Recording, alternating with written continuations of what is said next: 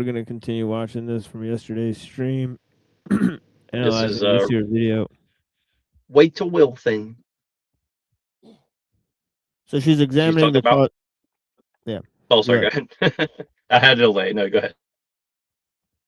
She's laying down the root causes of feminism, in which she's including, part of the root ideology, right? The ideas of, the 1900s, right? Of course, women's liberation, right? And she quoted some of their ideas, saying that they wanted to overthrow religion, right? Like, for example, one of the leaders of the, getting women to vote, I think it's like Katie Stanton, Elizabeth Katie Stanton, or something she mentioned, right? Said like that she wanted to overthrow the Bible in society.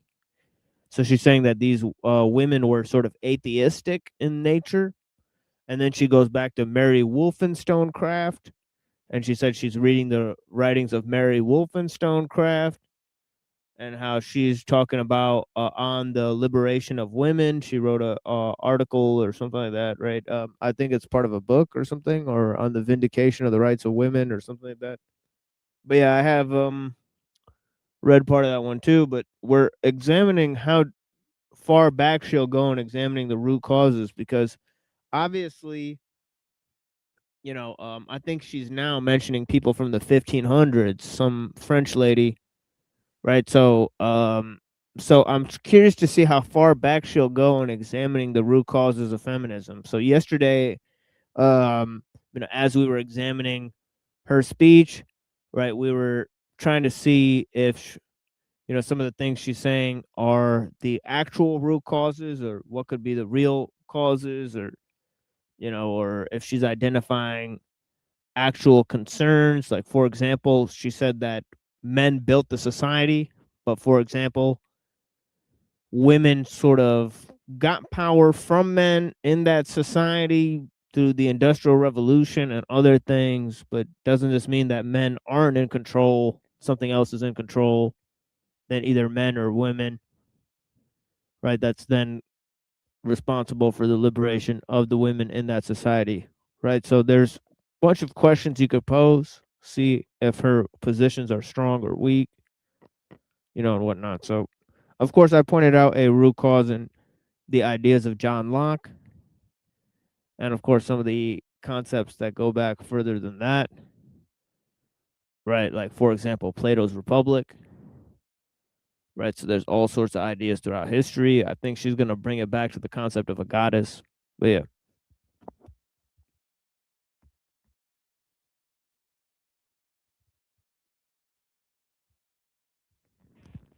So yeah, I guess I'll play the video if you guys don't have anything. Yeah, I do have something. Men are clearly still in control because they have the power to just take back control whenever they want, if they really wanted to.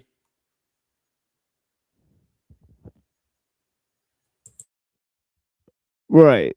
So then there shouldn't be any problems in her ideology, right? If they're still in control, they should be able to take back that control, as you said. So yeah, so that's a key problem, because then there is no problem essentially, as she's laid it out. Um, but yeah, so Neuro, you got anything? Or maybe he's busy. I think he's driving. But yeah. All right. Oh, whoops, it's paused. And Clay Felker of the CIA. Okay. A I great think she's going to talk about Gloria Steinem. Or example of this is the first cover of Ms. Magazine. Now, Ms. Magazine was the first feminist publication that was. I think she's going to show Kali, right? So I've devised a lot of art with Kali in it. So this is going to be fun because we're using Kali as a sort of motif. I'm drawing a motif of sort of Kali versus Lilith. And this is going to be a good thing going forward. And yeah. So like really popular in America. There were feminist publications going back to the early 1800s, but this was like a mainstream magazine that was really pushed and became really popular in the 70s. It was founded by Gloria Steinem and Clay Felker of the CIA. So it had CIA funding and CIA backing, which is, people probably think that's super weird. Why would the CIA be interested in feminism? And it was part of a Cold War project called the Congress for Cultural Freedom. And this was an effort by the CIA to compare and contrast and distinguish us from Soviet Russia and say, we have this liberal freedom. They are, these old-timey oppressors, these communists. And it was kind of like an anti-communist propaganda to push the women's liberation thing. Like, hey, in the West, you can be free as a woman and you can't have that under the communists, which my second book is actually coming out later this year, is about that, about how actually the communists were the first ones to really push the feminism in. So, I mean, it's pretty weird. Like, it's like the CIA is bad because they push feminism. And, and then they weaken their own society from within, right? So, obviously, this sounds a little ridiculous, right? But yeah, but I guess that's what she's claiming, that they push this propaganda, thereby weakening us from within to fight the Soviets. Seems like an epic backfire there, right? So yeah, so this is what she said, right? So anyways, but obviously, they're part of the sort of communist church over there in Russia, right? So then she's got to say, well, actually, I'm against communism too. So, so I'll be soon writing a book about communism. Well played. Government and make it legal under the Bolshevik regime. But that aside, the first copy of Ms. Magazine on the cover. Now, remember, you're trying to market this magazine to suburban housewives in America in 1973. And they picked the Hindu goddess Kali. Ooh! And she is a blue-skinned, kind of terrifying-looking Hindu goddess who, now I'm not saying this from the Hindu perspective, because I'll get Hindus that get upset with me and they'll message me, you're wrong about. No, I'm saying the yeah, because I don't want to actually bring up the book, but like, yeah, I'm pretty sure she's trying to say like, well, because obviously she's trying to convince Christians, right? So she's trying to say, well, this goddess is evil, blah blah blah, it's satanic. But the fact is that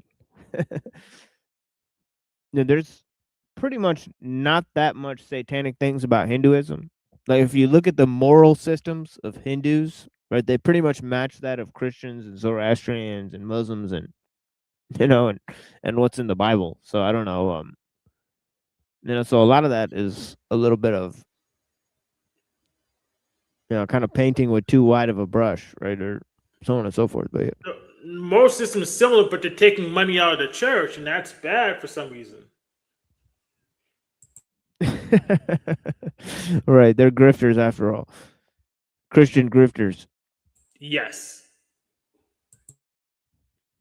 Yeah, nothing makes money like old Jesus, who said, give to Caesar's unto Caesar's, and then give to God's unto God. So God's making a lot of money, that's for sure.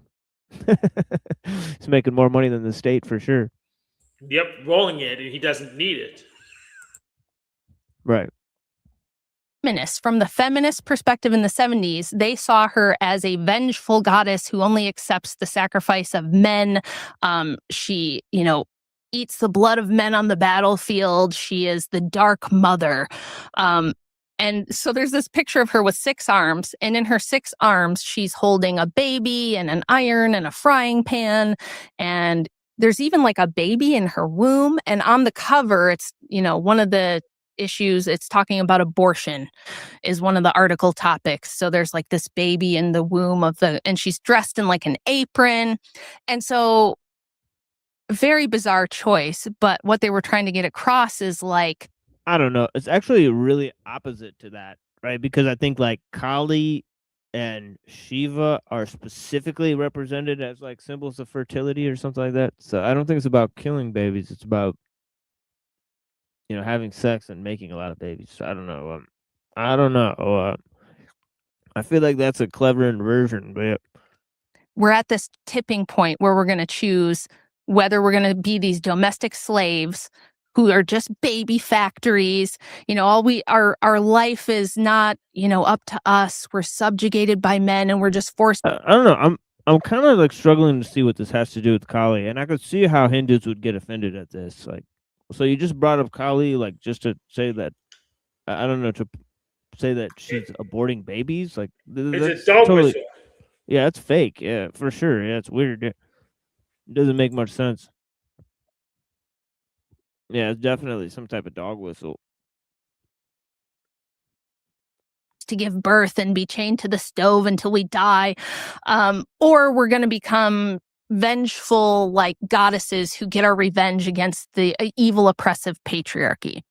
So I'm not saying Hindus believe this. I'm saying feminists use these angry, vengeful goddess archetypes as like a cultural weapon to push the propaganda.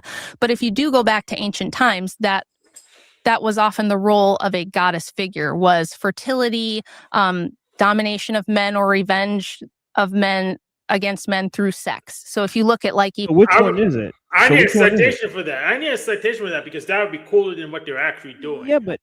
Yeah, but which one is it?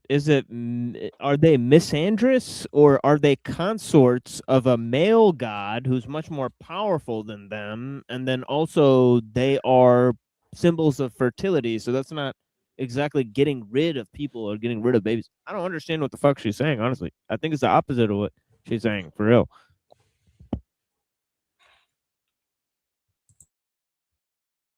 Even like a lot of the ancient Roman gods, a lot of the ancient Greek gods, and you read the mythology, there's often this, the gods are always fighting, right? They're always at war. Pagan gods are always fighting with each other, kind of like humans.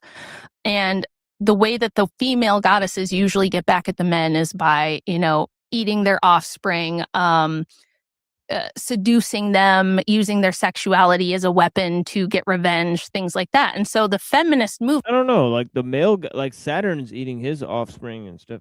So I don't know. And Zeus is screwing everything that moves. Yeah, so I don't think the males are specifically portrayed different. I don't know. Not really seeing. I mean, yeah, everybody's fighting each other. She's right about that. It doesn't make sense. If there's gods, you'd think like their world would be more ordered than the human world, but it seems like in the pagan stuff, it's like they're just as fucked up as the humans, which seems kind of odd. It's kind of awkward, but well, maybe what our opinion of order is just wrong. Maybe they are more ordered, but what we think is order is incorrect. Yeah, that might be true, Hank. Yeah, good point. Movement loves that. They love reading that mythology and turning it into like a feminist cry to battle. There is a hidden second layer of the crypto market. Most investors will never find. There's a hidden layer? A hidden layer? Yeah, your book spends a lot of time on three ancient goddesses, specifically Lilith, Kali, and Inanna. Mm-hmm. Can you tell me a little bit about Lilith and Inanna and kind of like how they shaped modern feminism? Yeah. So Inanna was one of the most... Snip, snap, patty, whack, give a dog a bone. We're back at square one with Twilight Son of Lillian, because this is another thing where she's applying across a bunch of different, so now she's almost like she's talking about archetypes or something weird like that. Like what, how are you combining all these different goddesses from all these different cultures? Like, I don't understand. Like, it's kind of like it's like Zeitgeist movie type of weird shit. Like, she's put together this like Acharya-esque type of Christ conspiracy model where it's like, it's like, I don't know, is she going across a bunch of different cultures and combining a bunch of religions into some weird view? I don't know. It's kind of weird. I'm just being honest. From what I understand, their main goal is to amalgamate as many religions together and create a witch-like occult mentality.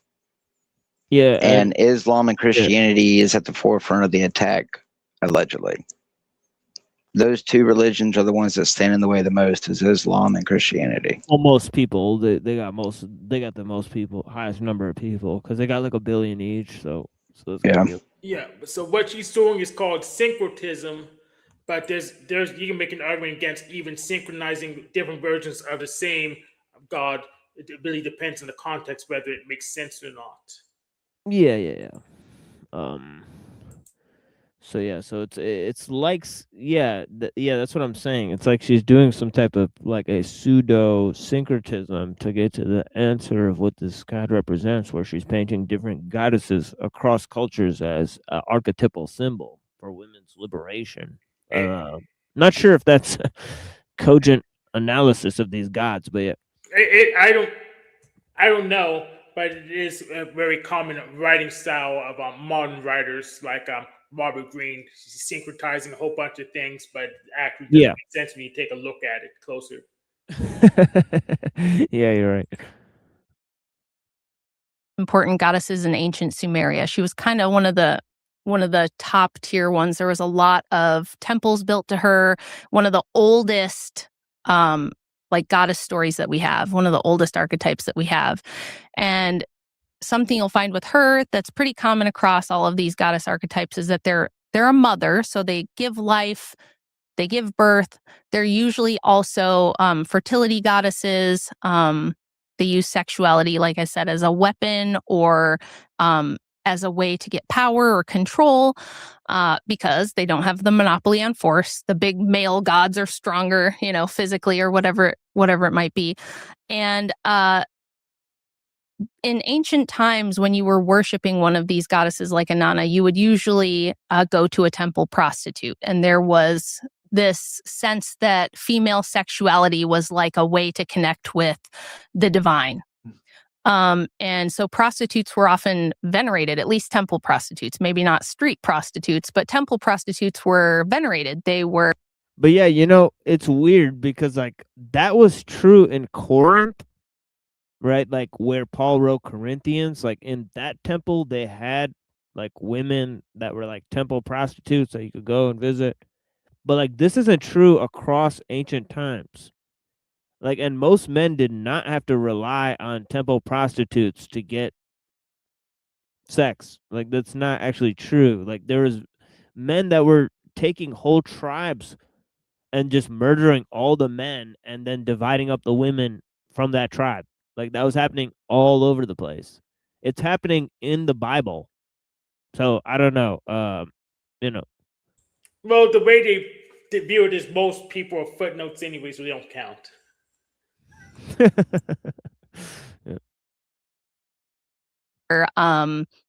Held in high regard. So it's like an early example of female sexuality being used as this way to elevate women because it can be a weapon. Sexuality for women and seduction and fertility is a power that we have that men don't. Yeah, until you invent another weapon called grape. I don't understand. I don't understand. But yeah. Don't have. We're the people who basically get to decide who gets to reproduce. Like I said, unless you're grabbing war brides or something, but that wasn't. Yeah, like the grabbing war bride. She's trying to minimize that. See, it's like how many cultures had temple prostitutes? Not that many. How many cultures took war brides? Many. Like almost a lot of ancient people. Like, so I don't know. Pretty weird.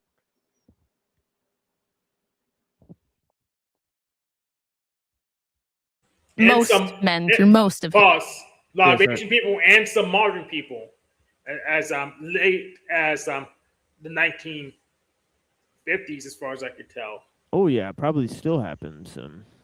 Yeah, so that's what I was going to say. Yeah, most of this stuff is probably underground, and I mean, let's admit it. Most of this stuff is like porn, Yeah, kind of just out there. Yeah, I've heard stories of like Bosnia and Kosovo where they like invaded and they like raped a bunch of people. Like there's all sorts of stories of that, right? We're the people who basically get to decide who gets to reproduce. Like I said, unless you're grabbing war brides or something, but that wasn't most men through most of history. And Lilith was... I just want to clarify really quick. Yeah, so sure. temple prostitutes, I kind of... Oh, that was weird. She said Lilith, and then they cut her off. It was weird. Wait a minute. Lilith. We're back to Lilith. So there's our friend, the Lillian. So let's see what happens. have a guess of what that is. Like, Yeah. is that a priestly woman that would participate in like a fertility ritual with men for some kind of like, explain what that is? Yeah, it kind of depended on the... Oh, what? What the hell?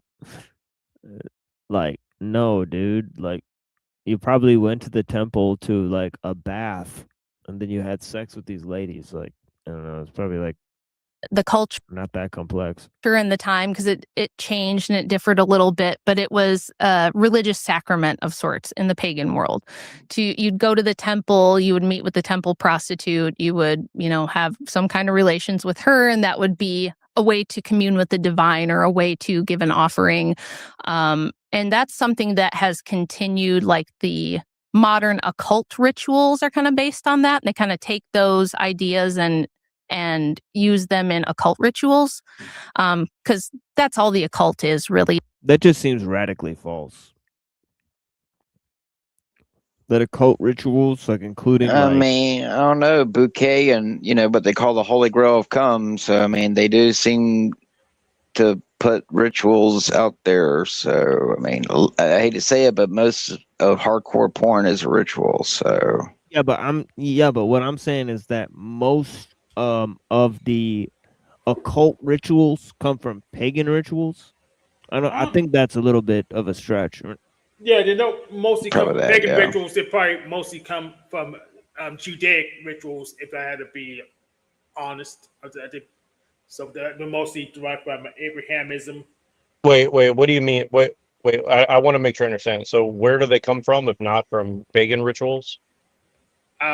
Even our modern pagan rituals are mostly derived from Kabbalah. So yeah, I'm saying like to say like all the pagans around the world were all like saying like you need to have temple prostitutes.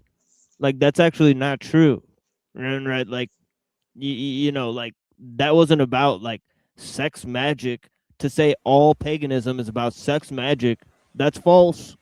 Right? Like there's a bunch of tribal people who were just, they had nature and they had a god and they had a great spirit, and and the river is good and the mountain is good, and like not all of them were like, let's all sacrifice a bunch of babies and all around the world until Christianity came along. Like I don't think that's true. Yes, and the goddesses she's mentioning, I don't think most of them have temples anyways.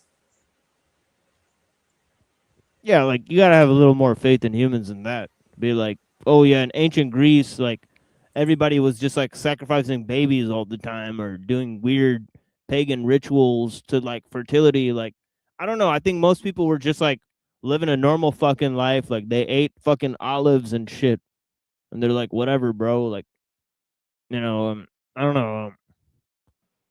I think that's assuming that the governments didn't demand them worship these false gods, but I'll give credit, I guess. Yeah, I mean, like when I read like Aristophanes, the clouds, like and Hermes comes along and he tells like people not to follow Socrates. Like Socrates, like they show him as like basically telling sons to not follow their father. So he's telling like kids to disobey their parents. It's like something as simple as that, where he considers it virtuous for children to obey their parents, for you to have national pride in Athens and all this type of stuff. He's basically laying down whatever virtues and stuff that modern people would consider good, and what, it's not too different from what any society would consider good, right? Yeah, and even if the state mandated that they did follow them, just lie. To say, okay, I'll follow them, but just go through the motions and just don't do it seriously. Do it ironically. Yeah, now there's spin-offs of pagan traditions that created cults where people would do that type of stuff, and then the government came and killed them.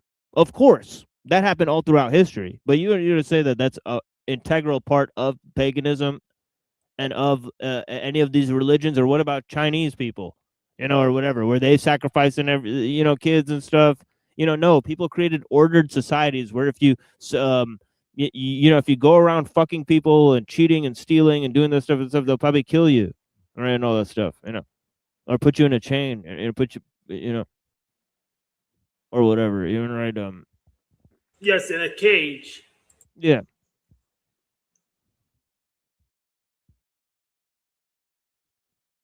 And I think it's good to believe that, because then you But is that think, really like, true, order. TMO? I mean, in feudal Japan, if you had a only male child, I mean, it didn't matter whether it's male or female. If you offended your leader or anyone who's your authority, you had to commit seppuku, and your firstborn had to die too. So, I mean, isn't that not child sacrifice? I mean, I'm just saying, like, in my evidence, while it might not have been prevalent everywhere, at some level, everyone has sacrificed children at some level. So, while many factions probably frown upon it, I think they've just all gone underground. To me, that's my personal opinion. They can't do it in the temple steps no more. Now they can do it underground and, make movies about it. Yeah, I expanded it to that. I think she's heavily implying that, but she is just talking about temple prostitutes. It's pretty obvious to me that not all pagan societies had temple prostitutes. But yeah, I would agree. Yeah. Yeah. So, I mean, but yeah, I think there's a, on the much smaller point that she is making, I think she's totally wrong. But is like a secretive type of esoteric religious practice that takes a lot of the ancient stuff like Hermeticism, paganism, and turns it into like ritual magic.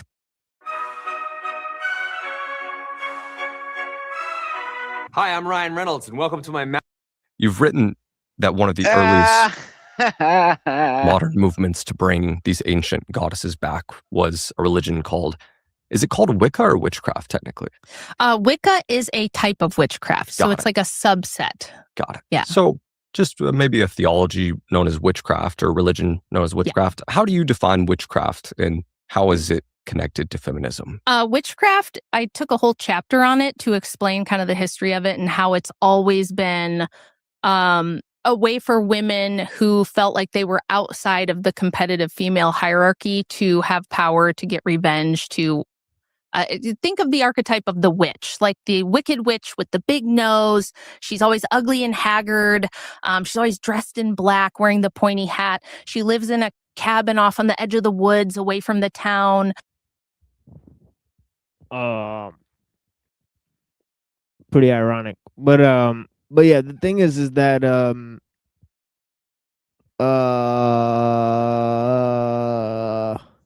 never met no witches like that. Yeah, now she's directly talking about archetypes, so this is interesting. She scares the children. She kidnaps and eats the children. And she think of Snow White, think of Sleeping Beauty, like all of the fairy tales that we have. The witch is always trying to hurt the young, beautiful maiden, trying to poison her with an apple, trying to steal her youth, steal her beauty.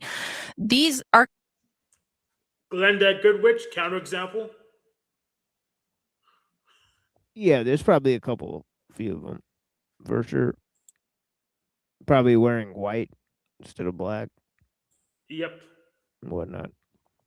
But I'm sure there's types exist for a reason. Sorry, Hank, what was that? I'm sure there's a subversion somewhere, if not the outright one. Yeah. No, oh yeah, there's definitely versions of that. I know there's some in like probably animes and stuff. But apple, trying to steal her youth, steal her beauty.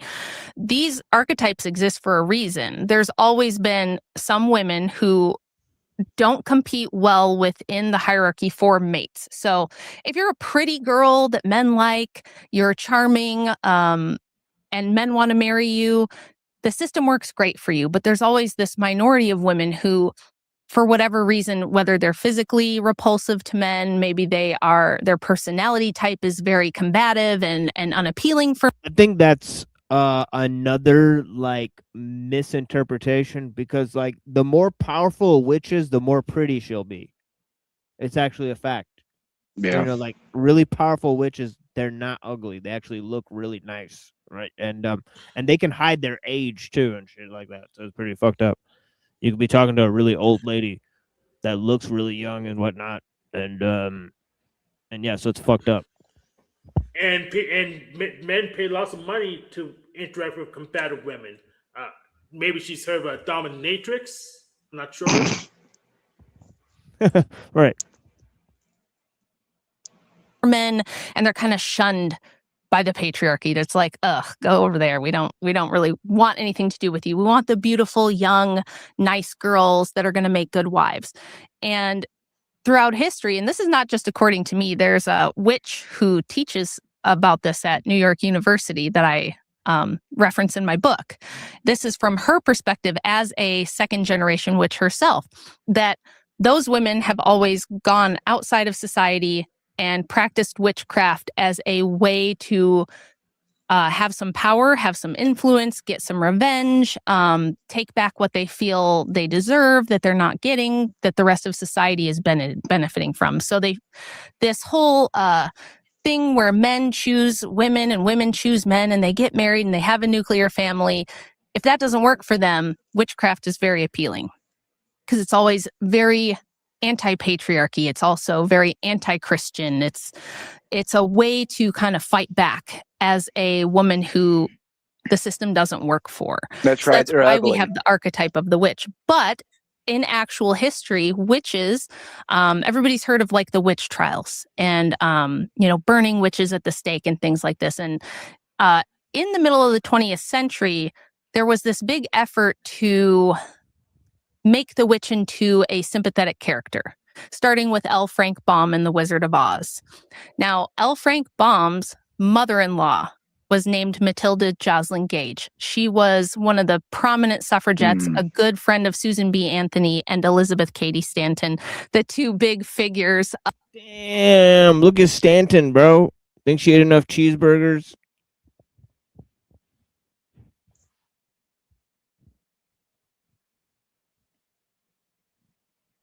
Maybe a couple more.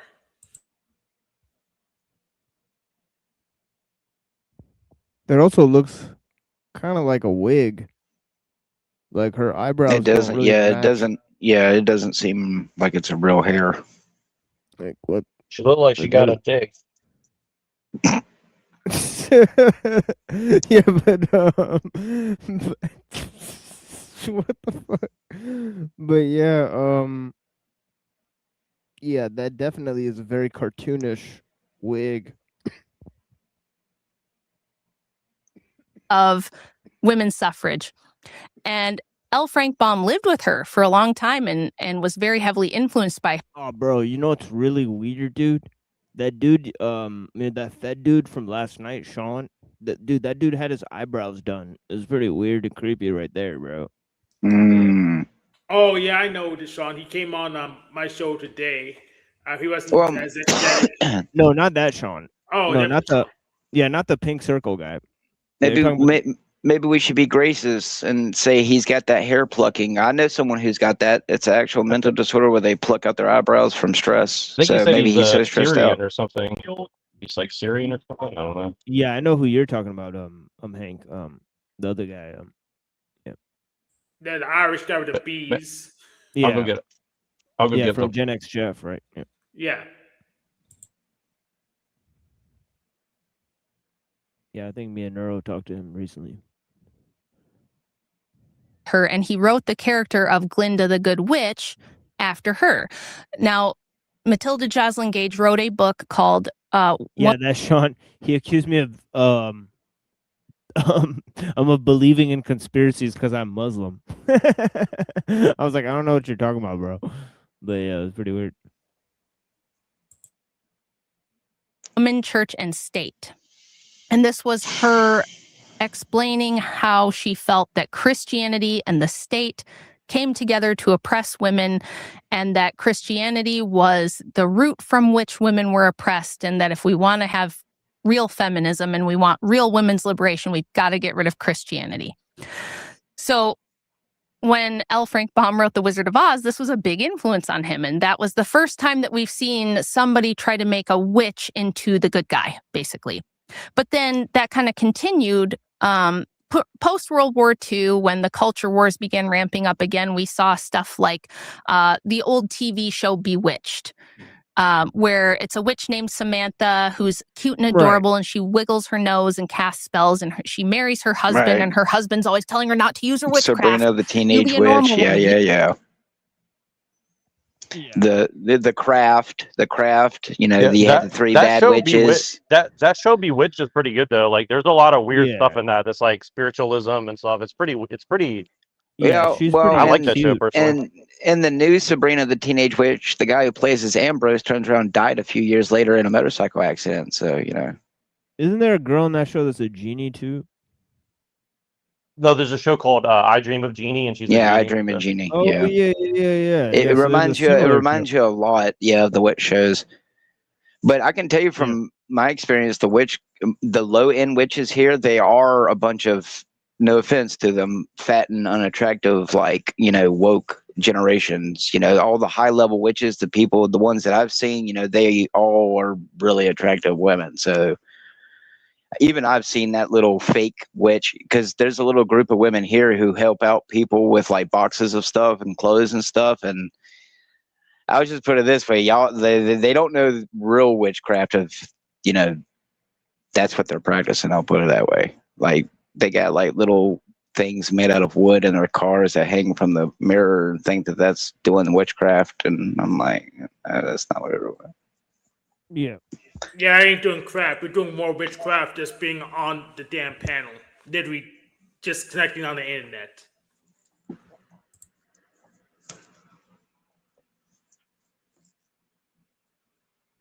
Well, I was told I was a warlock, but, you know, that was bullshit.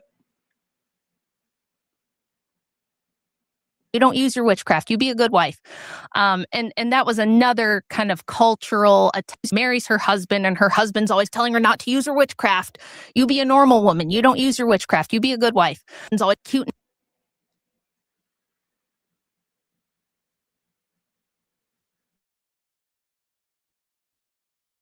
Adorable, and she wiggles her nose and casts spells, and she marries her husband, and her husband's always telling her not to use her witchcraft.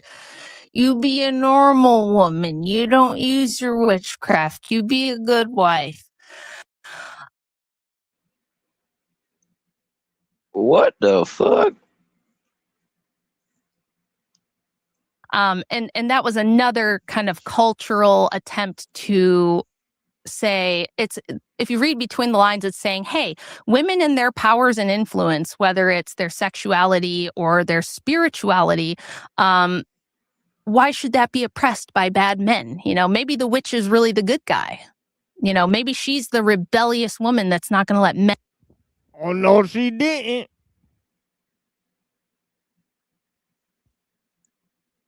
Yeah, well, I guess it's fun and games until you start having stomach problems all day, and then you find out you've been slowly poisoned after a few months. But yeah, right.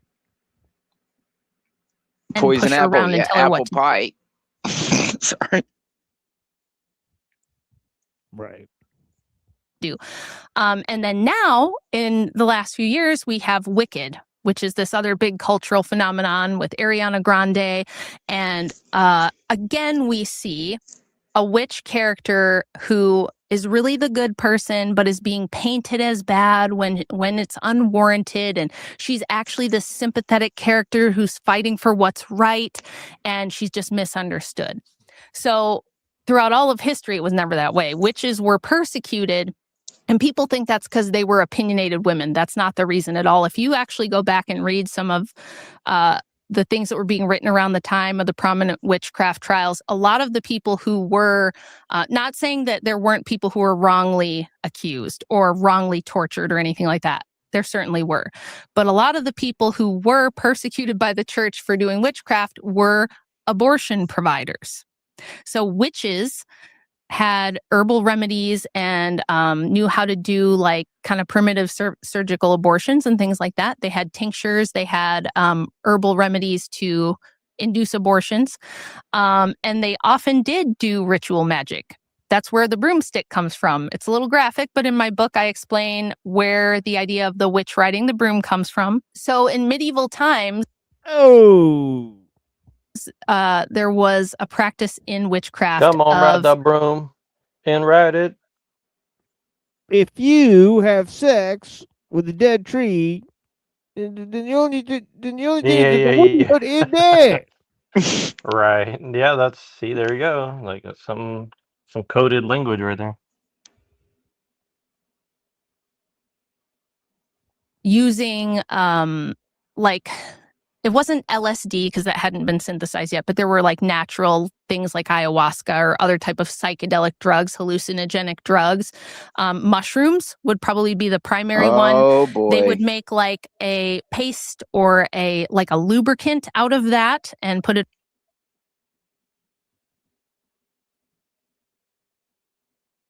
Hiawatha.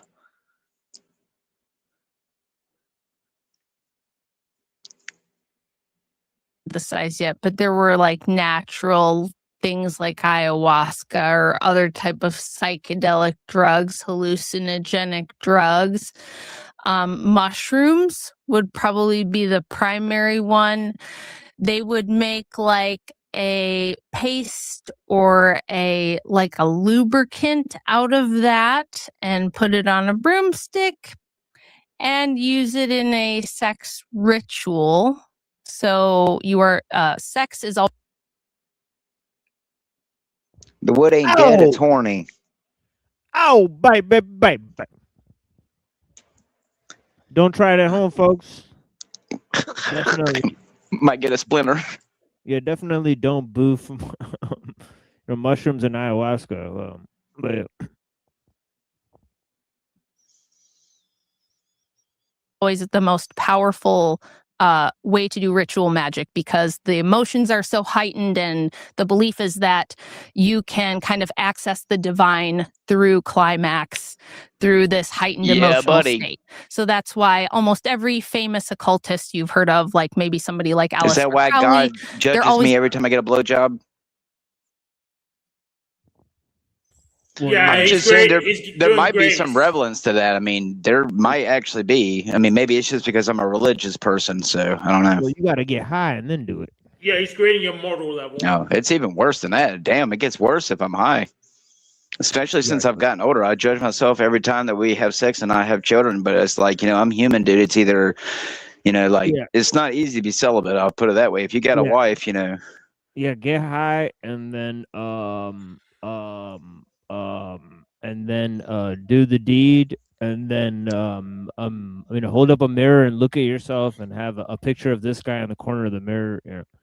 I don't know. If you're married, you're supposed to be banging her. Doing ritual sex magic. It's because it's supposed to be the most powerful type of magic that goes back to the temple prostitution, that goes back to ancient times. So witches would indeed use Witches would?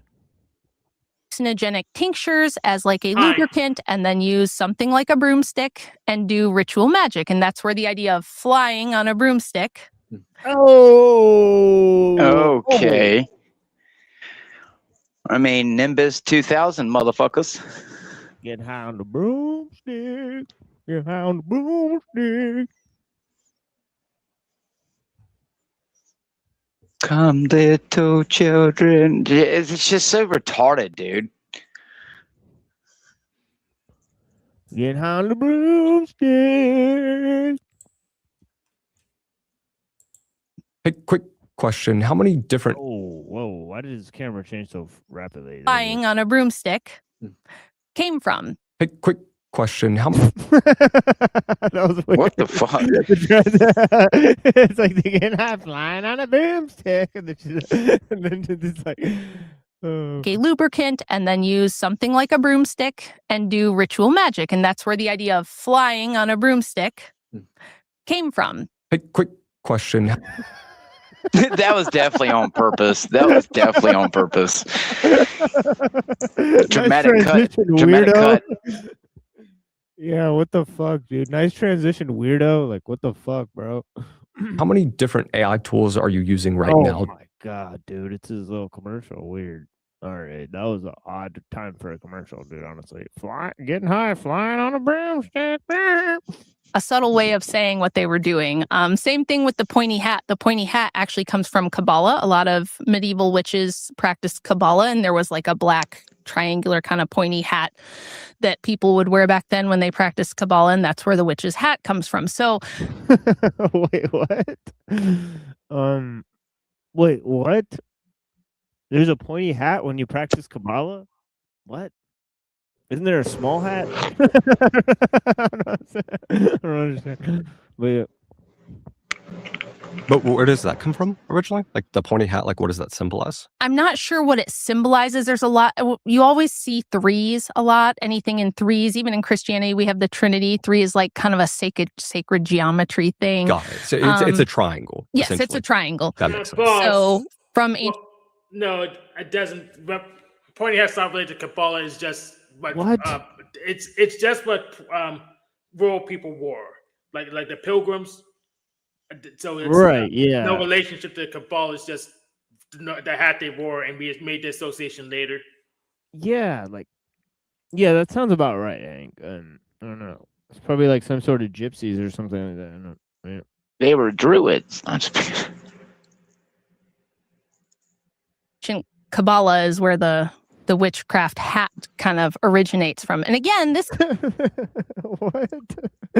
I don't know if anybody can fact check that, but yeah, I definitely need to ask like somebody. Like, I don't know. I'm pretty sure Hyperborean or somebody would come in on this. This is weird. This is not Rachel telling you as a Christian. This is me listening to lectures and reading books written by witches, modern day witches, who are telling you proudly what their heritage is. So if you think I'm wrong, you got to go take it up with them. That's what they told me. And a lot of witches were actually prosecuted for practicing witchcraft, doing spellcraft. Another really common reason a witch might have been persecuted or burned at the stake was they were the primary purveyors of poison. So if you wanted to poison someone, you went to a witch to get a poison so that you could poison someone, often men. So it's a really interesting historical fact that women have always used poison as like a primary means of unaliving someone, whereas men tend to use more brute force, that sort of thing. Yeah, and say that to Elizabeth Borden. Yes, so Angela Pukas keeps doing shows on how modern witchcraft is not. The genealogy is much shorter than they think. So it's not one show; it's multiple shows. It's like every other show she does. She's explaining how the genealogy of modern witchcraft doesn't go as far as they think it does, and most of it leads to Kabbalah.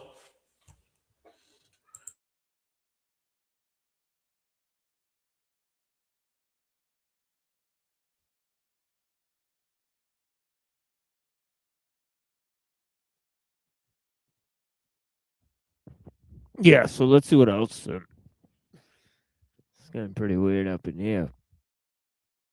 Testing to identify if somebody was murdered with poison, poisonings went down. It's kind of interesting, but that was like a primary method. If you wanted an abortion, if you wanted to kill someone by poison, if you wanted to do ritual sex magic, you went to the witch who lived outside of town. So if you had to break down like the real reason the witch trials happened, the burnings, like would you say that all the women accused were accused of those two specific things, or was the Catholic Church and the aristocracy like more mad at the actual magic they were doing?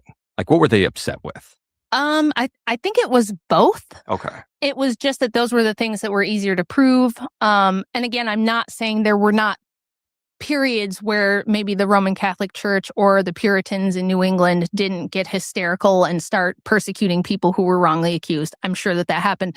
But another thing that happened during the witch trials that we never talk about is that at least 20% of the people who were burned or drowned as witches were men.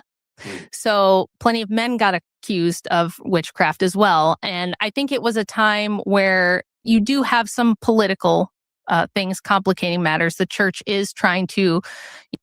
That's the problem with their entire thing, is that, who led the occultist societies? It definitely wasn't the women. It was men who were leading these societies, right? So who controls the witches?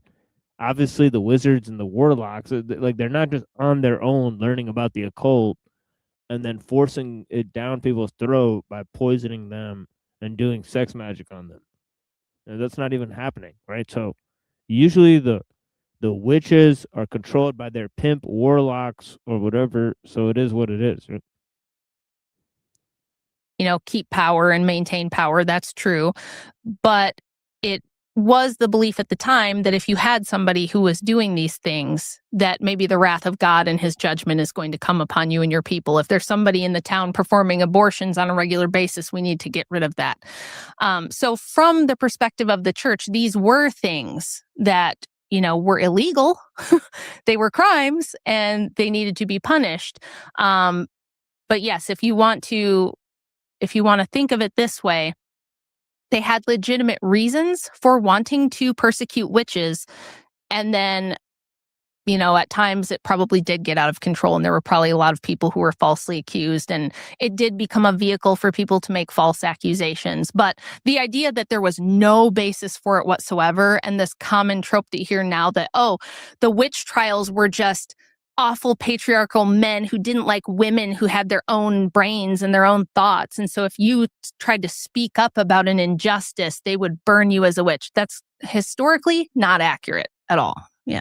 In reality, they were providing abortions and poisoning people. Yes. And people were concerned that would spread. Yes, exactly. Yeah, you never hear that. So that would make more sense. I was always confused watching like the Salem witch trial, like plays or like movies about that. I was like, what was going on here? Like, were people just crazy? But it seems like part of the history was left out. Yes, a big important piece was left out. And that happens all the time. I'm a super huge history buff. I always have been. And it's because almost any time that you have a super dominant historical narrative, if you go back and look, there are things that will challenge it. There are counter narratives. And it's really tough to find exactly what the truth is because it kind of does depend on who's telling it. And they say that, history is written by the victors and it's rewritten all the time.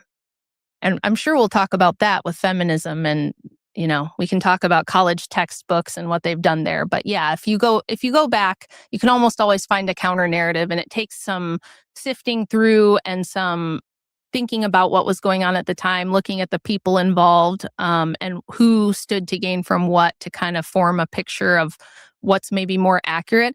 But there's a lot of history that we'll never fully know exactly what happened. As we get later into feminist history, I'd say from the 1700s on, because there was no telecommunications yet until, the early 20th century, we have extensive written documentation. So I do feel really, really confident that everything from 1700 to the mid 20th century, we really know what was going on because the primary way that suffragists and feminists communicated their message, talked to each other, that's all written. They wrote each other letters. They wrote pamphlets. They delivered speeches. They debated publicly. Actually, a lot of people think women were never allowed to speak. They weren't. Rachel, you're on a podcast right now speaking, and you couldn't do that if it wasn't for feminism. That's not true at all. Women were in the 1700s publicly speaking and giving speeches and, making a living, touring, talking about these things. I do want to connect the Protestant Reformation and how it paved the way for the rise of feminism. But first, I'm not sure if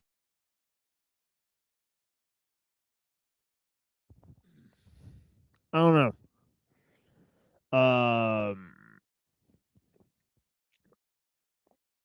I don't know. I think like if you look at liberalism and how it's spread like kind of like from Europe to the world, and like probably the first places that it existed was like Britain and France. And obviously for a long part of their history, those two places were controlled by the church. So I don't know, you know. You've seen this stat. It was in 2002, only 30% of American women identified as feminist. And by 2020, that has doubled. And among Gen Z women, 68% of them identify as feminist. And at the same time, the fastest growing religion among Gen Z women in America isn't Christianity and it isn't atheism, it's witchcraft. Yes. Do you think the rise of feminism and the rise of witchcraft is a coincidence, or do you think they're the same movement? I definitely think they're the same movement. So that's why in the book I take a lot of time to show the historical thread from ancient times through medieval times all the way till now. And of course, I'm not going to make it a 5,000 page book where I'm covering every single century of history. I just kind of weave some important moments together through the ages to kind of show it started as a spiritual battle. It's still a spiritual battle. And then the politics gets weaved in, of course. So Susanna Budapest, who is a Czechoslovakian witch, she was an immigrant here in the 60s. I think she actually came during World War II because she was escaping some of the stuff that was going on in Eastern Europe at the time. She was the first to get witchcraft laws overturned in the United States, in California, where she lived, under religious freedom clauses. And she herself, who is still around, I believe she's still around. She was around during Trump's last term, leading spell casting rituals against Trump with all her witches that are on Facebook and TikTok who follow her. She's a much older lady now, but she's still practicing witchcraft and, cursing Donald Trump with her. It's like a 13,000 member Facebook group, I believe. Yes, it was like a lot of people. It's a lot of people. And they did it against Brett Kavanaugh, too, yep. I believe. Yeah. What were they trying to accomplish? Just give him bad luck? Yes. Okay. To prevent them from coming to power, prevent them from getting, their agenda passed. Because, of course, from their perspective, Donald Trump's going to enslave all the women and Brett Kavanaugh's going to enslave it's going to be the Handmaid's Tale.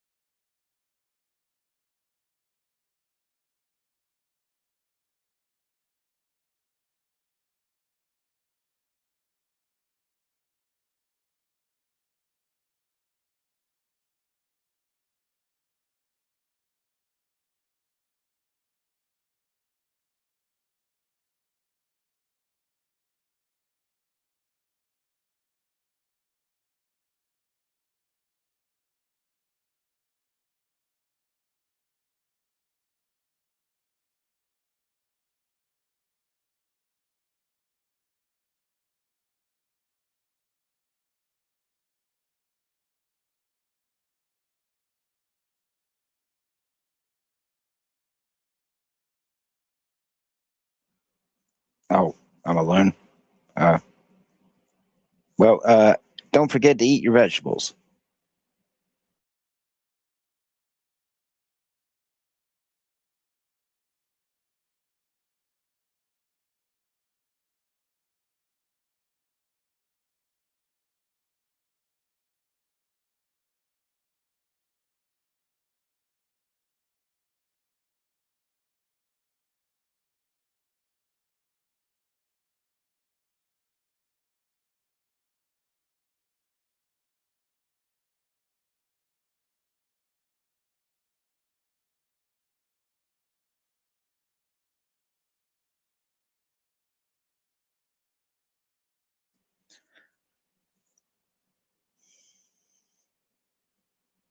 Uh-oh.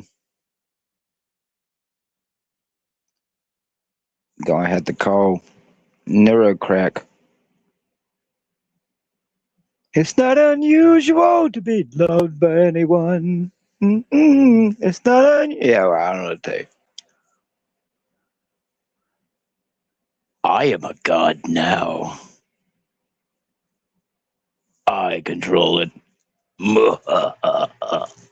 Guy. Oh, look, it's another LARPer.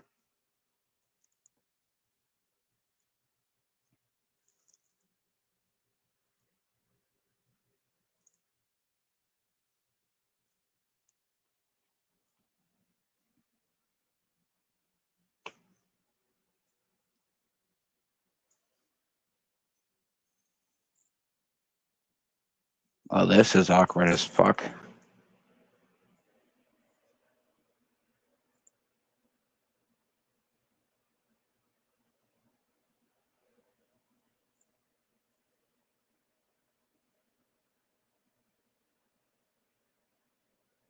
Time keeps on slipping into the future.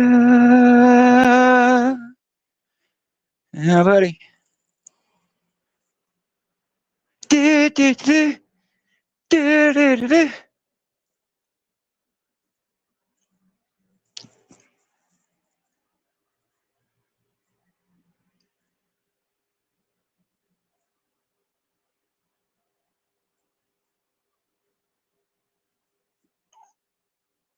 Oh, there we go. Finally. It's a pimp. No, I lost service. Real pimps get down on the flow.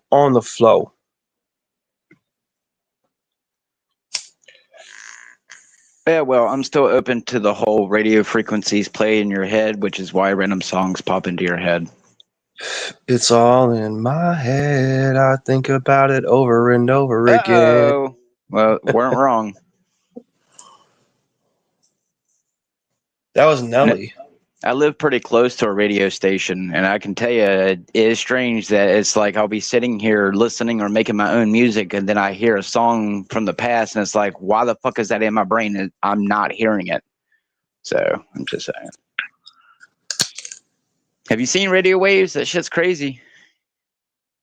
That shit really is everywhere in the air. Yes, and it is connected to, what do they call that? It's, what is it? It's alongside semiotics. It's cybernetics. I think it's somehow connected to that.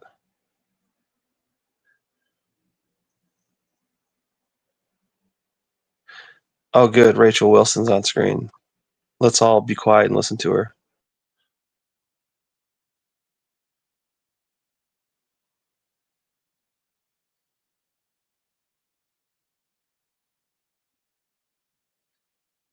Is it playing? Still I can't hear around. anything.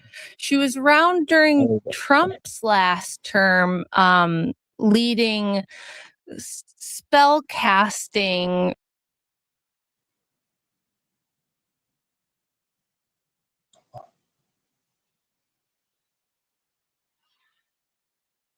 Rituals against Trump with all her witches that are on Facebook and TikTok who follow her. She's a much older lady now, but she's still practicing witchcraft and, cursing Donald Trump with her. It's like a 13,000 member Facebook group, I believe. Yes, it was like a lot of people. It's a lot of people. And they did it against Brett Kavanaugh, too, I believe. Yeah.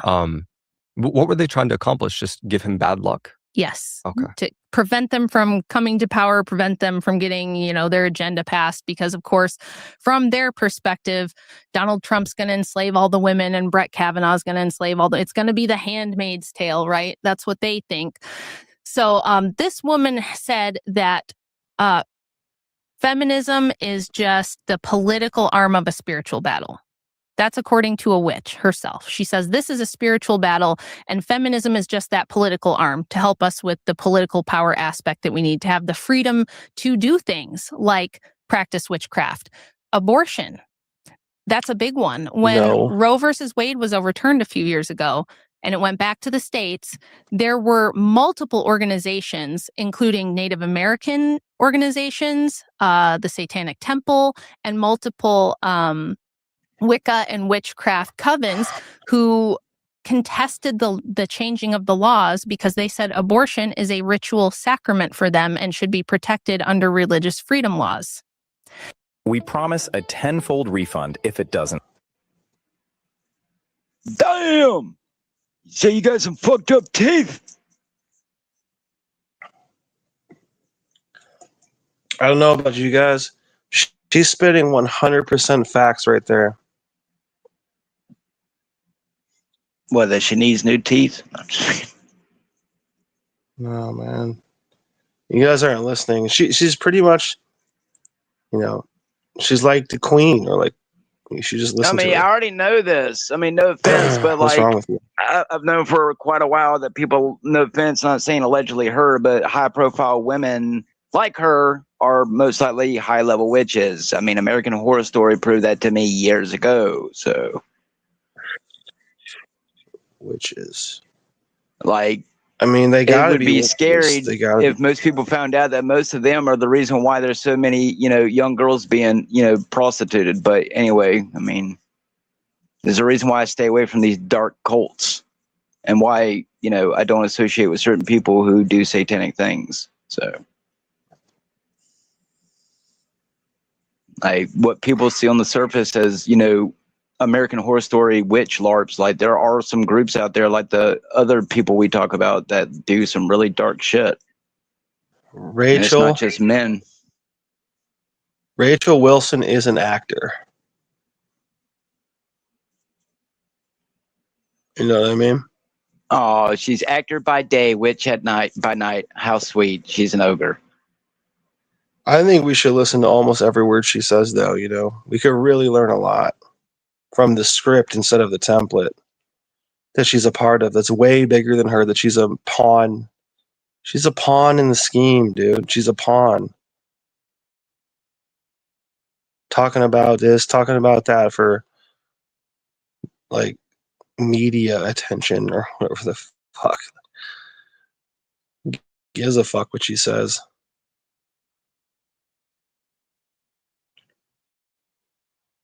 And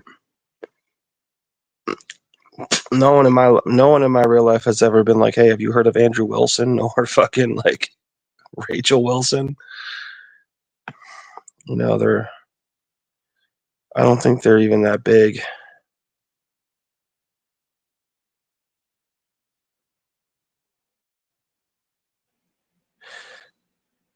You know, these are just little icons. That's all they are. They're there to designate your consciousness towards what they're saying, which is all bullshit. It's a fucking scam. It's a LARP. They're actors, 100%. And they're selling you shit too. You should probably buy it. I don't know if you heard. You probably had a few commercials you missed. I should tell you about. You know what I mean?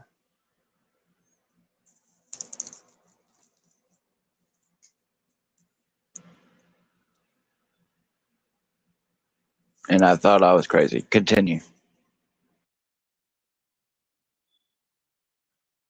This is not Rachel. People, you know, off the bat, when they see me and they hear me start talking, they go, oh, she's one of those crazy Christians that thinks everything's the devil. Like I'm Bobby Boucher's mother in The Water Boy and I think everything's the devil.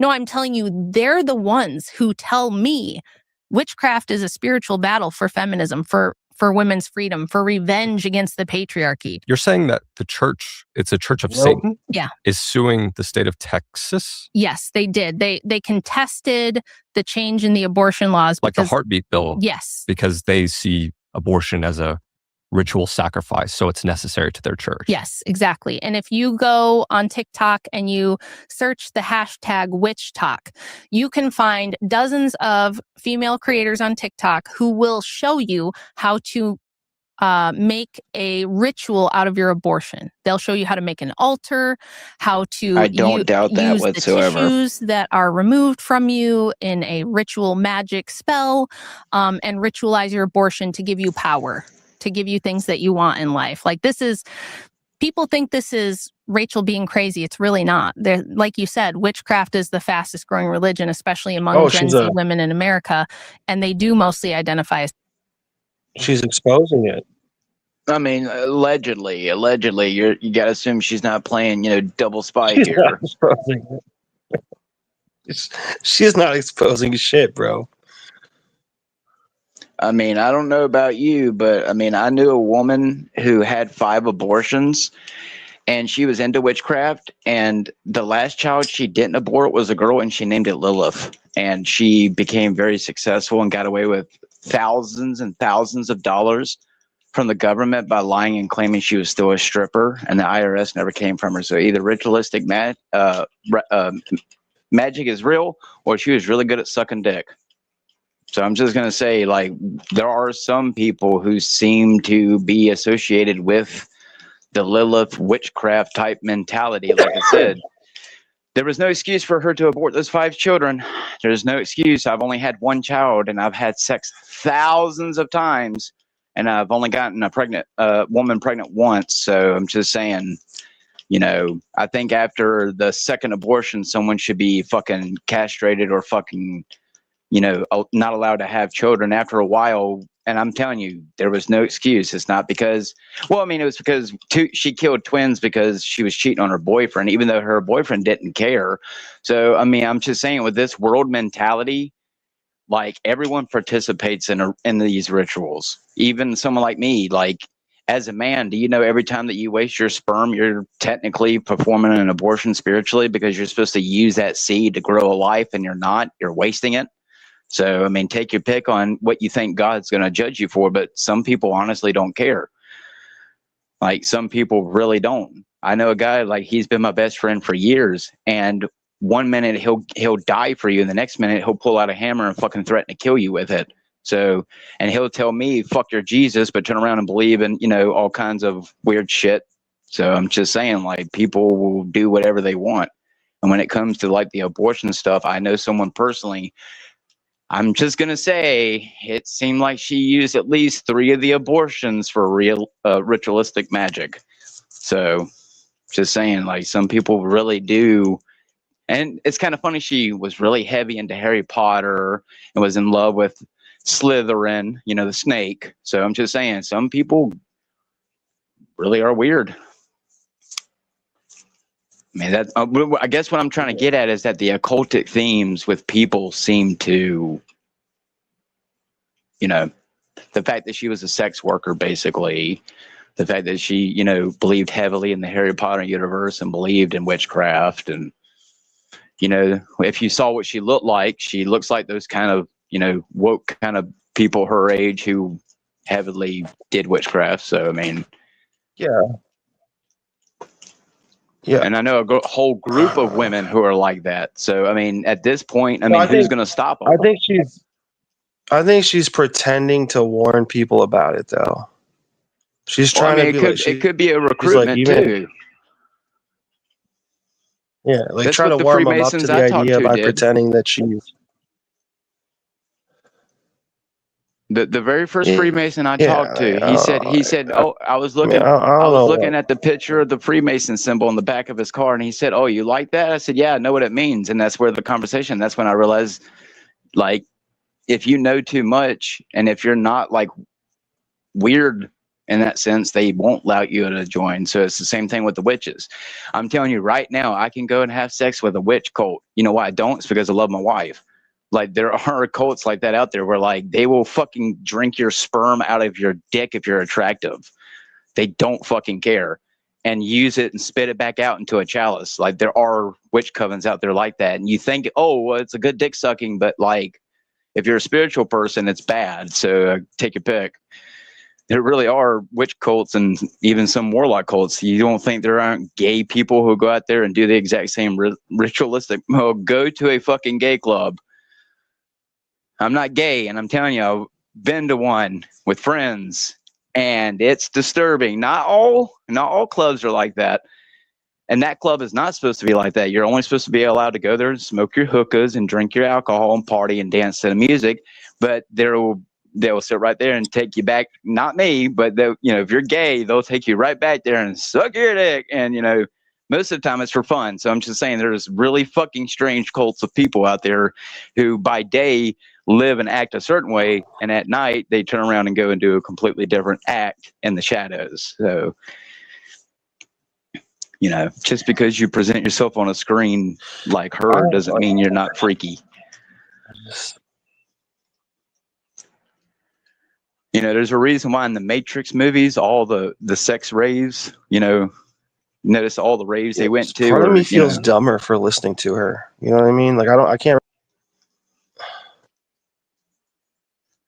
Well, because it's more or less when I hear stuff like this, it's for the ignorant people. It's not for people who should already be aware of like how prevalent witch cults and satanic cults and whatever kind of cults exist. Like, if anyone has any type of occultic knowledge, I mean, if you've picked up one good occultic book from a library like I have, I mean, you're bam. It's different when, you have experiences with these places where they want you to join and become their sex pet. And then you're like, no, because I'm a Christian. So I went to some really dark places before, like, I got older. Like, so I'm just saying, like, where most people divulge into the vampire parties, like in Blade, no thanks. I realize I like to stand for the light. So I don't know, man. I just think, I mean, could be a recruitment thing too. The more that you talk about it, subconsciously people are going to want to join it too. So what man doesn't want to hear that you can have sex with a woman? And if it's the kind of woman who's doesn't have a problem gang banging with 5 dudes, it's a little bit harder if it's a woman who's not like that. Wants one man, wants to have a child and a meaningful relationship. But, there's a lot of people in this new age mentality who don't care about that. They'll just swing their legs open for anyone. That's why we have Tinder and other sites. Swipe left, motherfuckers. Maybe it's to get everyone to perform some type of weird, occult magic ritual, and they're able to like siphon the energy. I mean, I'm just saying, what's the point of pushing people into all this weird type of occultic magic Kabbalahism bullshit if there's not some type of ancient power that like pulls it all together or uses it, other than to slowly manipulate us and transform us mentally and emotionally and spiritually to get us to want to like participate in whatever goes on? I mean, just saying. Sorry, go.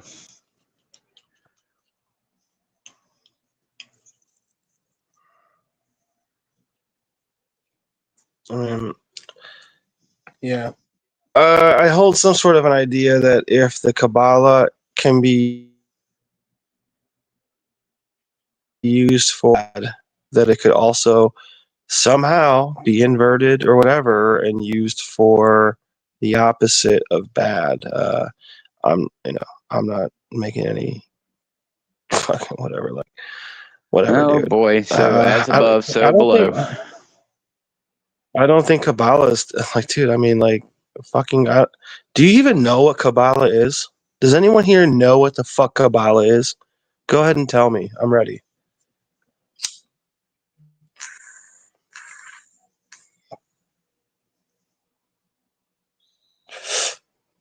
I mean, personally, I don't think any human actually knows.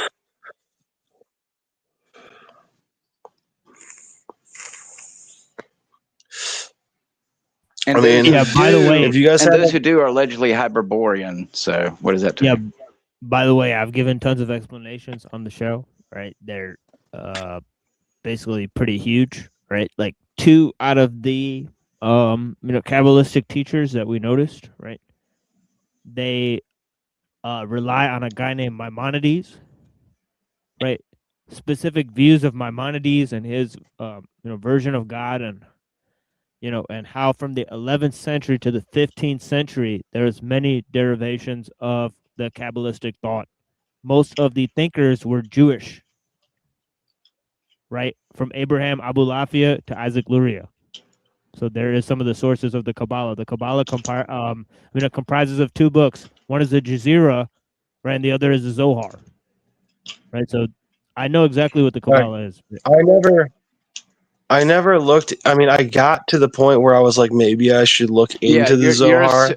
No offense. I'm not trying to shit on you, TML, but that's assuming that the information that they have fed us is not complete bullshit or fabricated. I mean, you have to assume that I'm telling you right misconstrued. now, right? The Kabbalah is invented by Jews from the 11th century to the 15th century. That's a fact, right? It's based on their shit, right? Now, they can claim it came from earlier sources before that, right? And that other people had it, right? And of course, those sources are hidden, right? Those people hid the fact that they had it. This is what they claim, right? So I'm telling you, like, where, like, the Zohar and the Jazira, 2 aspects of the books that modern Jewish thinkers, right, from Orthodox Judaism, also from Hasidic Judaism, what they call the Kabbalah. So you can tell me I'm wrong if you want, but go ahead and look it up yourself. Whatever. I just assume that all knowledge that's been given to us is most likely falsified. That's the open-mindedness I like to nihilistic assume. because they're using obviously tons of knowledge against us. So how is that possible then, right? If all the knowledge is fake, how are they getting the knowledge that they're using against us, right? Like, for example, that they use to derive all the science and the technology. It can't all be fake, right? I mean, yeah, I agree.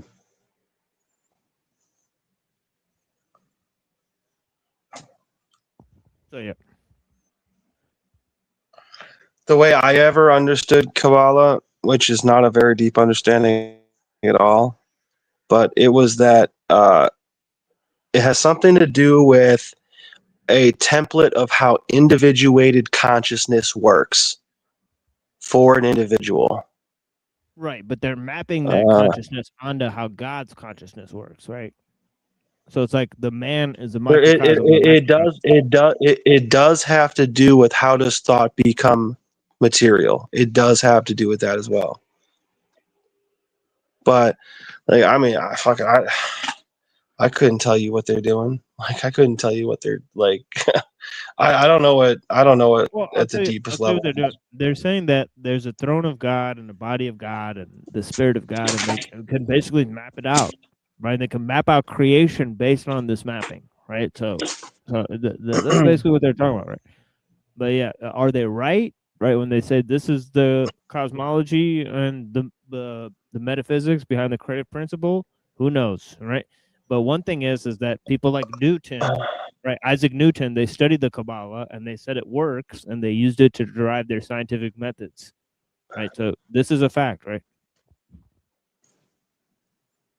Feminists, and they do think that from a spiritual perspective, these things are empowering. So that the reason I have an argument that is original to me when I debate people on abortion, and this will show you that what I'm saying is true and that this is how they actually feel.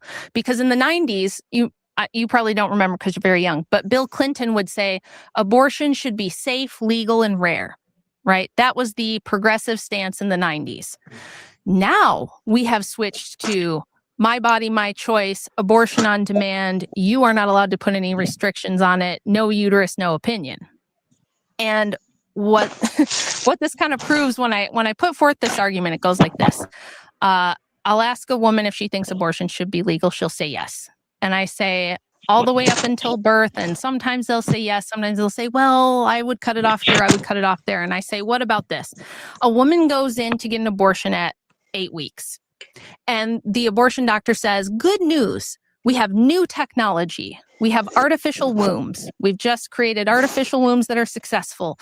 And you don't have to kill this fetus.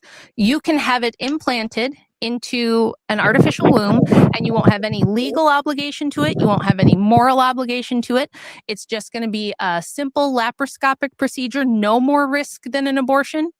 And, the only difference is rather than killing it and removing it, we're just going to remove it alive and let it gestate and fully grow and be born.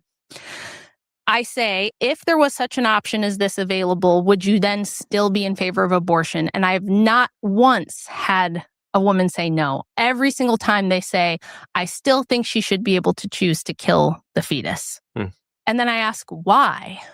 And they don't really know. And they're hesitant. It's like they know I've kind of caught them in a trap. They know it doesn't sound good to people that they just said that.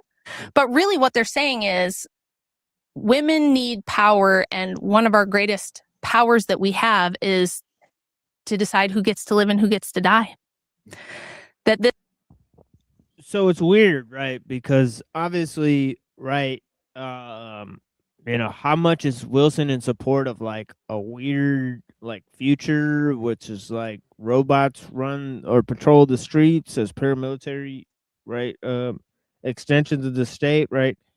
But the fact is that he's basically promoted the concept of using artificial wombs to repopulate, right? So I mean, and now she's saying that artificial wombs are a good alternative to abortion. So it's pretty weird that they're promoting this type of technology. This is like a deeply held ancient power struggle, and that women need the power to decide which men get to have babies and which men don't for any reason at any time. So it kind of just gives the game away a little bit psychologically, that even if they don't mean to phrase it that way, or even if they don't mean to put it that way, something deep in their brain is telling them, I need the power to decide who gets to be born.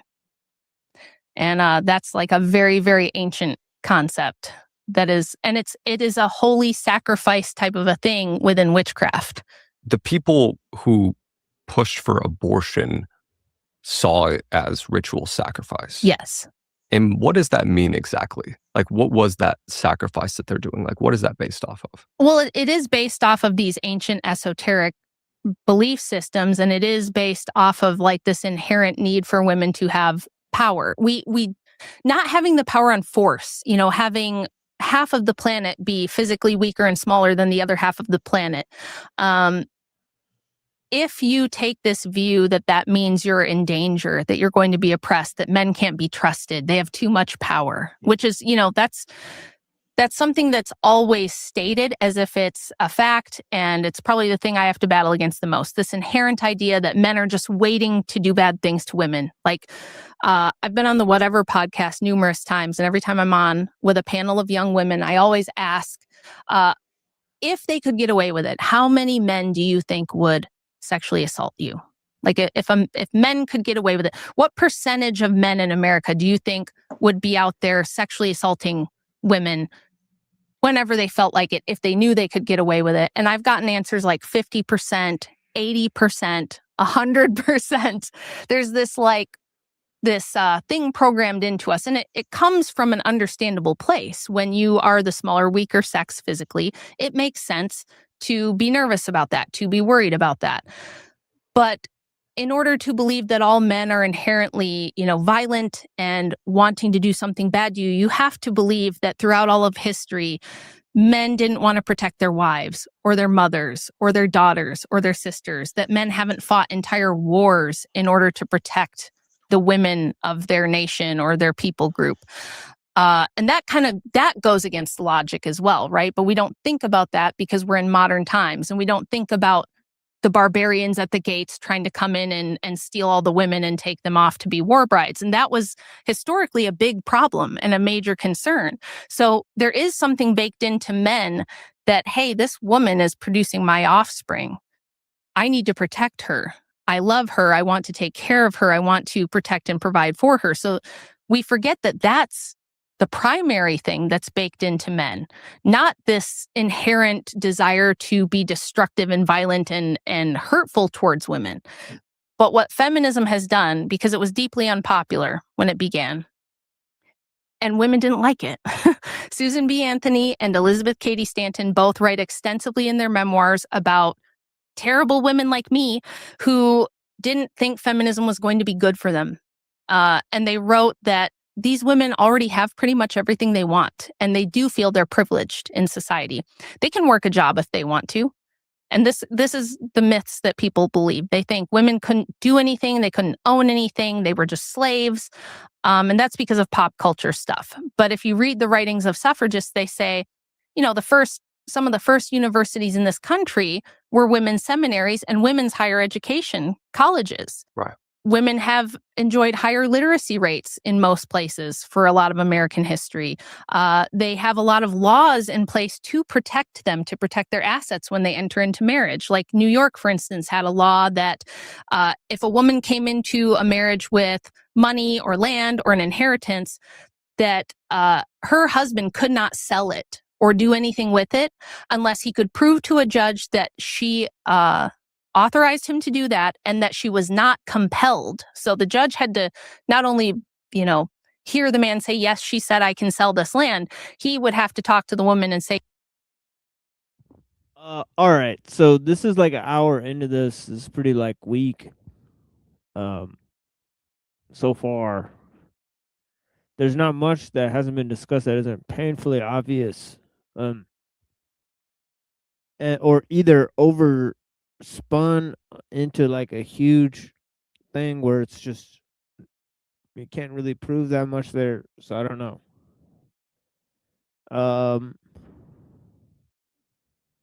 Yeah, I don't know if Neuro's there, but just to wrap this up in 10 minutes, I do have to go, as I said. So let me message him.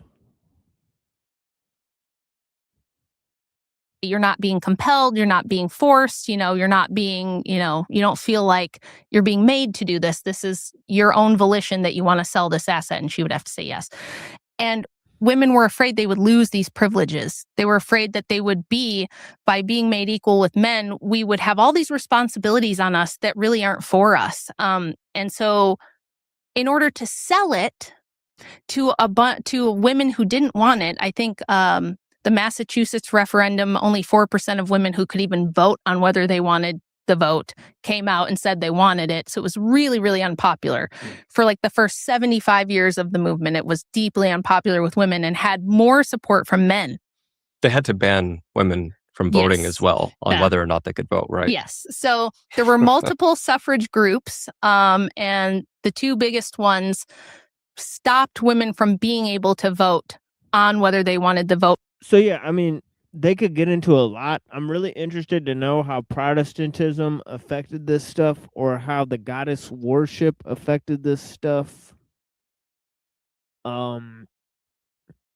Obviously the modern occult is not based so much on paganism of the ancient times, other than rehashing of certain elements of it. So I don't know. So I'm not sure what exactly to derive from this. But yeah, it is The Occult Roots of Feminism. I do have the book, so I'm trying to figure out what the deal is, so we'll see. Because they were just getting clobbered in every state that they had a referendum. It was just voted down unanimously by women. And they said, look, we just can't let women vote on whether they want to vote anymore because it's not going well for us, which I think is really funny. And people learn that and they're like, whoa, that's crazy. I can't believe that. But it's true. It did gain popularity. And by about 1920, it was a small majority of women who did support it. But you have to remember, this is a campaign that started in the 1840s. So it took them about 85 years of propaganda and massive amounts of money pushing feminism, and World War I. And the effects of World War I to get women on board with this. They really didn't want it. So this is where a lot of the myths about men being evil and violent and bad and you have to watch out because they're just waiting to hurt you and abuse you. That's where a lot of this comes from, is needing a way to get women on board. And you might wonder, why? Why would they want to push this so much? Who would want to push it? And a lot of the early support for feminism came from socialists and communists, aside from the occultists as well, who didn't like Christianity and saw it as this patriarchal, oppressive, archaic religion. Socialists and progressive area industrialists. So we're talking about these big families, the Rockefellers, the Carnegies, the Vanderbilts. They wanted a progressive era batch of reforms. This whole big agenda that they succeeded in and that we're living under now, where you would have an income tax, you would have a central banking system, the Federal Reserve Act, you would have compulsory education system. So now the state is in charge of educating the children. And they needed numbers for that to get that passed. They also wanted things like welfare, massive welfare programs. They wanted open borders because these are the people who need, low wage workers for their factories and to expand factories and to build railroads. So a great way to accomplish this is you get women voting. And they know that women are going to vote for safety and security over, freedom and liberty. They know that women are going to, you can weaponize maternal instinct to, pass welfare reforms, to get all these things passed. You could never get the progressive era agenda passed without women's votes. So those were the people who primarily financed pushing through the 19th. Women didn't want it. It came from socialist men, basically. Who was the first woman to run for president in the U.S.? That was Victoria Woodhull. She was nicknamed by the press Mrs. Satan at the time. And she was a pretty dubious figure. She's one of the feminist characters that I don't think you're going to hear a lot about if you go to a gender studies program, because she makes the movement look pretty bad. She was raised by her father, who was a criminal. And she and her sister were raised learning how to kind of scam people. They were snake oil salesmen. So they sold fake cancer cures to sick people. They did tarot card readings, fortune telling, things like that. And they actually had criminal warrants out for their arrest in multiple states. So they were always moving around a lot. And she was an early proponent. Now we're talking 1860s, 1870s. And Victoria Woodhull was very outspoken about wanting to legalize sex work, prostitution. She was the first to call marriage prostitution by another name, which later feminists like Andrea Dworkin and other radicals of like the 60s and 70s picked that up and ran with it, saying that, being married is just like being a prostitute. It's just that, you're getting room and board instead of cash, basically. And she wanted no fault divorce or some form of legal civil marriage rather than this religious sacrament stuff. And she had some really wildly progressive views for her day. And she was the first to publish the Communist Manifesto in English in the United States and widely. Oh, wait, who's she talking about? She's talking about,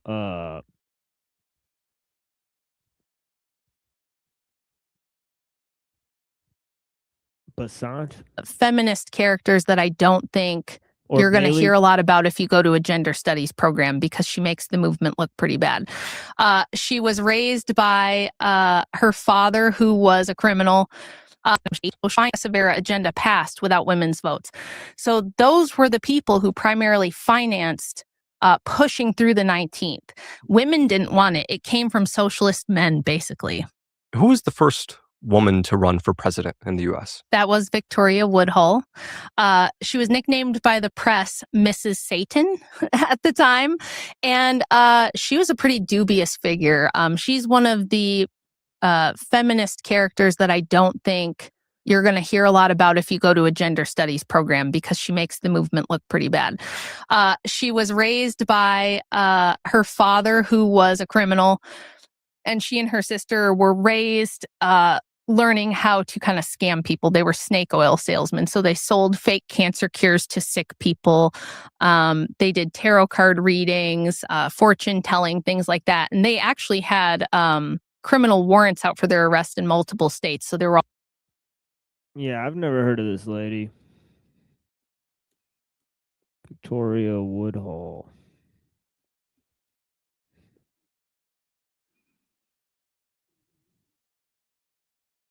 I'm not finding it either. Wait, what was her name again? All right, I'm not gonna go back again. Always moving around a lot. And she was an early proponent. Now we're talking 1860s, 1870s.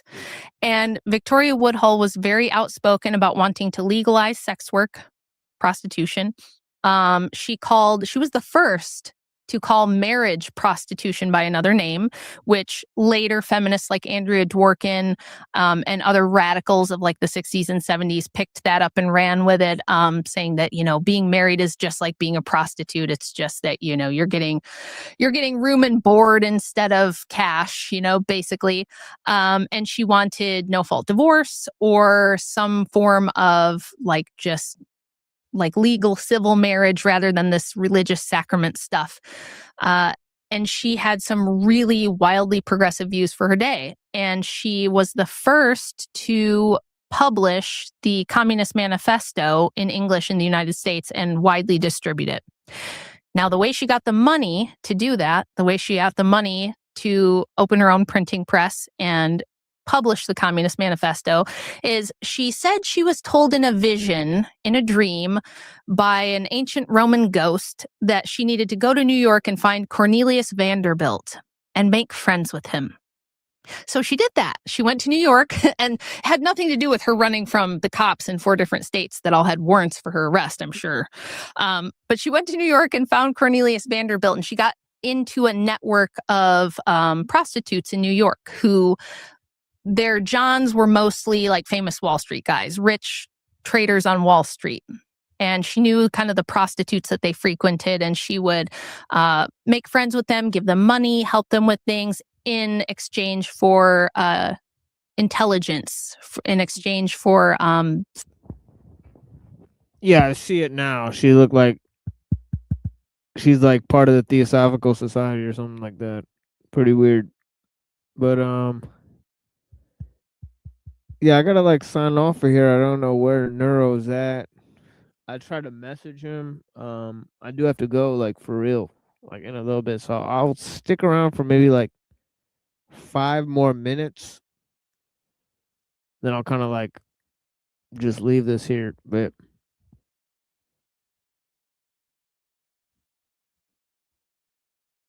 spying on these rich Wall Street guys. And she went to Vanderbilt and said, look, I can kind of help you with some of your investments because I'm getting insider information from this prostitution ring that I'm a part of. Now, she also said that she was doing mediumship and fortune telling for him. Now, whether he believed in that or not, I couldn't tell you. But they gamed the stock market in the first big crash in the 1880s, and Vanderbilt made a fortune. I think $26 million in today's money. It was a huge amount. Everybody else lost their butt. And he came out like a bandit. And so the New York Times interviewed him and they were like, how did you manage this? Very interesting. I'm sure there was a lot of eyeballs on him and a lot of suspicion. So the New York Times wanted to interview him. How'd you do this? And he said, do as I do and consult the spirits. So he said that this fortune telling woman, told him what moves to make so that he made this massive fortune in the crash. But really, it was that she was getting insider trading information from a prostitution ring. So either way you look at it, whether you believe that he or Victoria believed these spiritual things, maybe they did, maybe they didn't. I don't know for sure. I think they did, at least to some extent, because spiritualism was really popular at this time in America. But I think they also knew it was a really good way to cover this kind of activity. all right, there you are. You gotta be shutting this down. Sure. Yeah, I can't hear you guys for some reason. So, Oh. but if you guys got to let it die, just let it die. I understand. I just can't hear you guys for some reason. Yeah, I gotta go.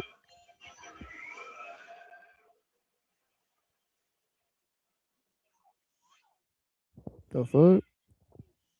But yeah, I messaged you, so I don't know.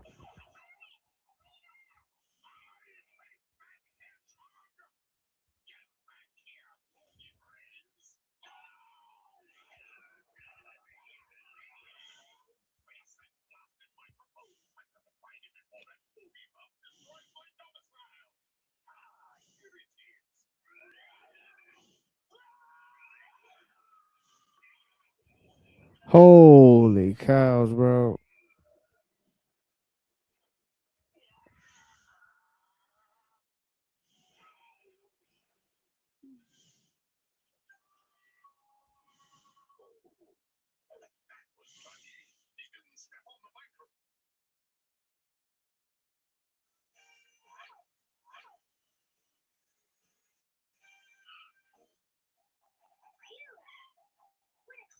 I'm I not, don't know. all I can say is I'm not in a cult.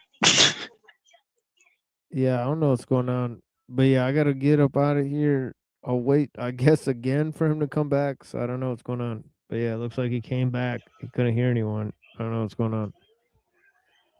It is what it is. But yeah, I gotta get off of here and talk to some people on the phone and do some other shit. So I will definitely sign off of here in like 2 minutes if this dude does not come back.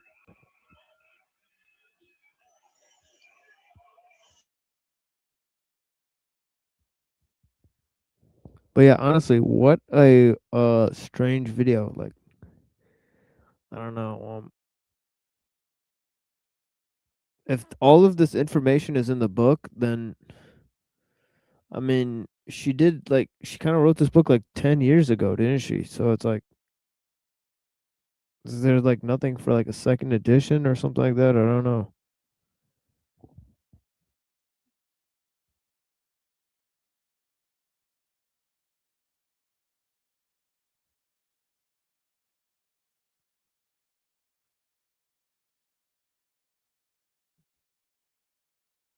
But yeah, I looked up Woodhull and now I found her, so yeah.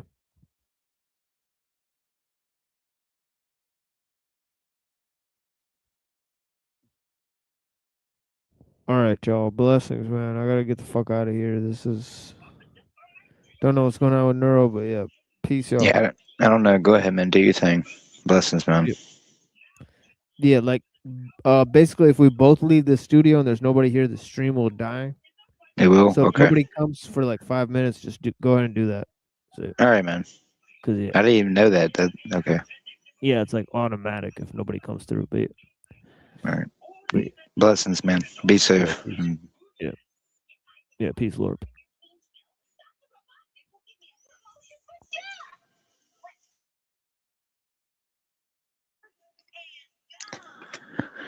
All right, you hear that? 5 minutes. 5 minutes is all I can spare to play with you.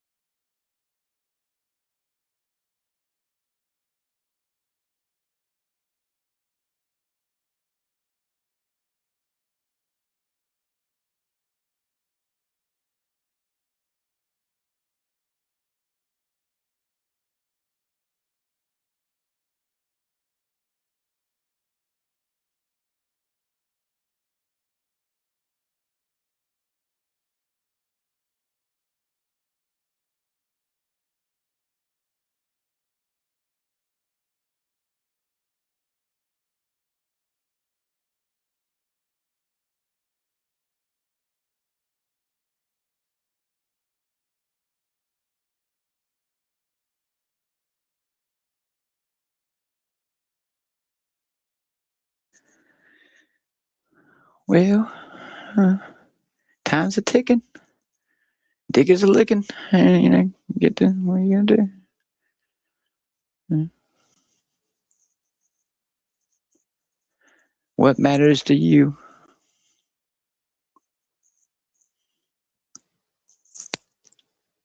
People say that I aspire to the darkness, but one often has to walk through the darkness to find the light. Yeah, so whatever. LARP. Sorry, I got LARP syndrome.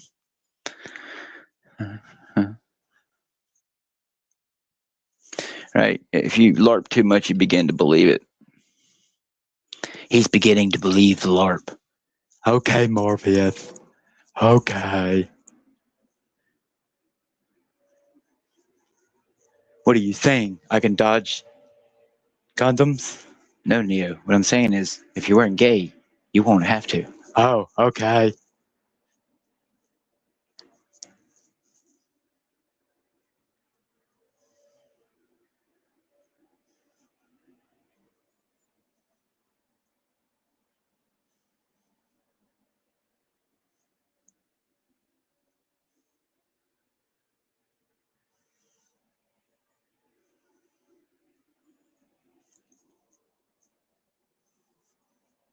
Yeah, well.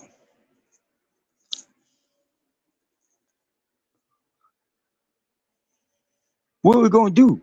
Kill Mufasa? Precisely. Him. And Simba, too. Great idea. No king, no king. La la la la la la. Idiots. There will be a king. Hey, but you said, I will be king. Stick with me and you'll never go hungry again. Yeah, long live the king. Long live the king. King, king, king, king. Oh, wait, that's right. I don't want to say that word too many times. It might be racist. Huh?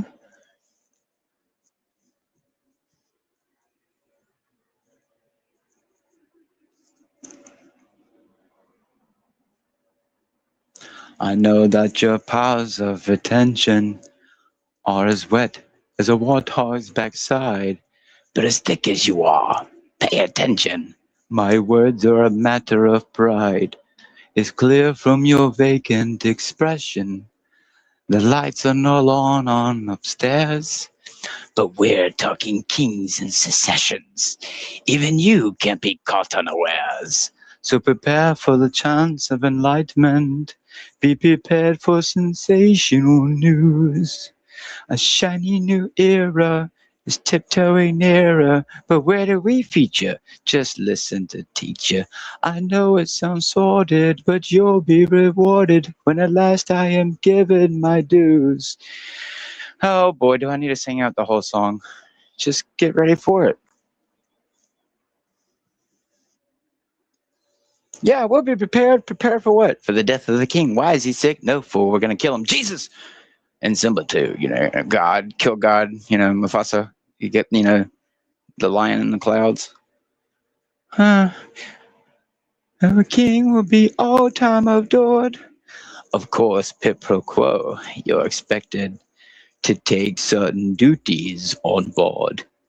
Yeah, the future is littered with prizes, and though I'm the main adversary, the point that I must emphasize is you won't get a sniff without me. So prepare for the coup of the century. Be prepared for the murkiest scam. Meticulous planning. Decades of denial is simply why I'll be king undisputed, respected, and third right saluted, and seen for the Führer I am. Yeah, well, if you got teeth and if you got ambitions, be prepared. I don't know what to tell you. Oh, Ice Cream Man went by. I'll get my drumstick licked later. All right, your 5 minutes is up. Go throw away some trash, help an animal out, feed an animal, give it some water, some food. Be kind to one another to the best of your ability. The world's cruel enough. Or you can be ravageous animals and tear each other apart.